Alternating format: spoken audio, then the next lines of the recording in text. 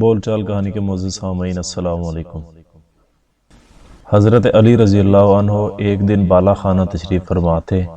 نیچے سے ایک یہودی نے آپ رضی اللہ عنہ کی طرف دیکھا تو کہنے لگا، آپ رضی اللہ عنہ کو اس کا علم ہے کہ اللہ تعالیٰ حفاظت کا ذمہ دار ہے، اور کیا آپ رضی اللہ عنہ کو حق تعالیٰ کی حفاظت پر اعتماد ہے؟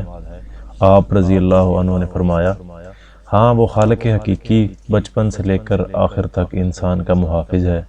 یہودی نے کہا، اگر آپ رضی اللہ عنہ کو واقعی اس بات کا یقین ہے تو اپنے آپ رضی اللہ عنہ کو بالا خانہ سے نیچے گرا دیں، تاکہ مجھے بھی معلوم ہو جائے کہ خدا آپ رضی اللہ عنہ کی کیسے حفاظت کرتا ہے، پھر میں بھی آپ رضی اللہ عنہ کا ہم عقیدہ ہو جاؤں گا۔ آپ رضی اللہ عنہ کی یہ عملی دلیل میرے حسن اعتقاد کا سبب بن جائے گی۔ حضرت علی رضی اللہ عنہ نے ارشاد فرمایا، کب بندہ کو یہ حق پہنچتا ہے کہ وہ خدا کی آزمائش اور امتحان کی جرت کرے؟ اے احمق نالائق، بندے کی کیا ہمت کہ وہ حق تعالیٰ کا امتحان لے۔ یہ بات تو صرف اللہ تعالیٰ کو ہی زیب دیتی ہے کہ وہ اپنے بندے کا امتحان لے، تاکہ ہم اپنی حقیقت سے آگاہ رہیں اور اس کے عالم الغیب ہونے کے بارے میں ہمارا عقیدہ پختہ رہے۔ اگر پہاڑ کے دامن میں ایک ذرہ پہاڑ کی بلندی کو دیکھ کر کہے کہ اچھا میں تجھے وزن کروں گا کہ تو کس قدر طول و عرض اور وزن والا ہے، تو اس بے وقوف ذرے کو سوچنا چاہیے اپنی ترازو پر پہاڑ کیسے رکھے گا، تو اس کی ترازو وہیں پھٹ جائے گی۔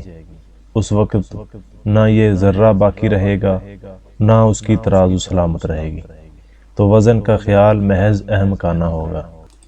ایسے احمق اپنے قیاس کے ترازو پر ناز کرتے ہیں اور اللہ والوں کو اپنے احمقانہ خیالی ترازو میں تولنے کی کوشش کرتے ہیں۔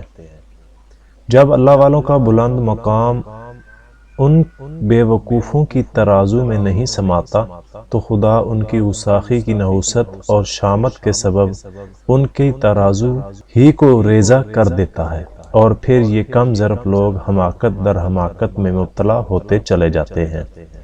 مولانا نصیحت فرماتے ہیں، اس قسم کے امتحان کا وسوسہ بھی آئے تو اس کو اپنی بدبختی اور ہلاکت کی علامت سمجھو، اور پھر فوراً یہ تدبیر کرنی چاہیے، فوراً سجدے میں گر جاؤ اور گروہ زاری میں مشغول ہو کر خدا سے پناہ مانگو، اے رب غفور رحیم، مجھے ایسے فاسد گمان و خیال سے خلاصی، رہائی اور معافی عطا فرما۔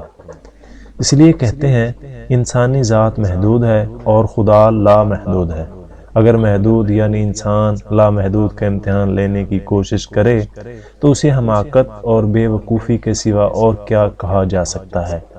خدا کی حقیقت انسانی عقل سے بہت بلند ہے، اتنی بلند کہ اسے بیان بھی نہیں کیا جا سکتا۔